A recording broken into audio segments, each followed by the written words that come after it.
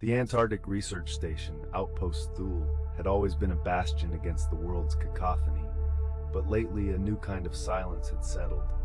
Not the pristine hush of snow, but an oppressive, almost listening quiet. Dr. Aris Thorne, an astrophysicist whose days bled into nights, first noticed it in the sky, a faint, persistent shimmering beyond the auroras like oil on an invisible pond. A mere flick of his eye, yet it burrowed deep into his rational mind.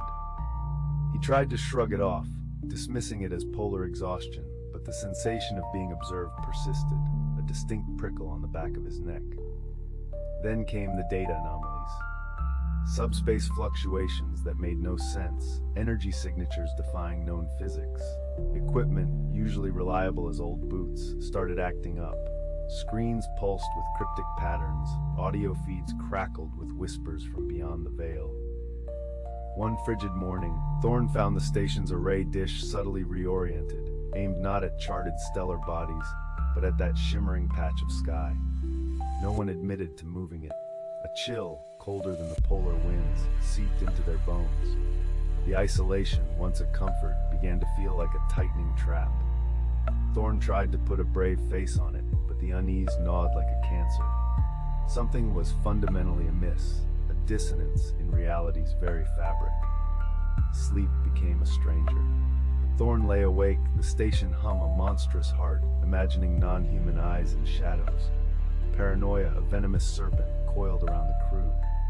Small grievances festered into bitter resentments. Hushed voices, darting glances, everyone peered over their shoulder. Thorne himself saw fleeting, impossible geometries in his periphery. He'd stare blankly at walls, his mind a tumble dryer of thoughts, his reflection a stranger with haunted eyes. The air felt heavy, permeated by an unspoken truth too vast for human minds. He was always on tenterhooks. The solid world became a house of cards. It was during a routine systems check that the truth hit him like a ton of bricks. The main monitor, usually displaying mundane diagnostics, pulsed with an image. Not a ship, not a creature as we understand them, but a concept. A vast, intricate, ever-shifting fractal of pure thought, radiating colors not in the visible spectrum.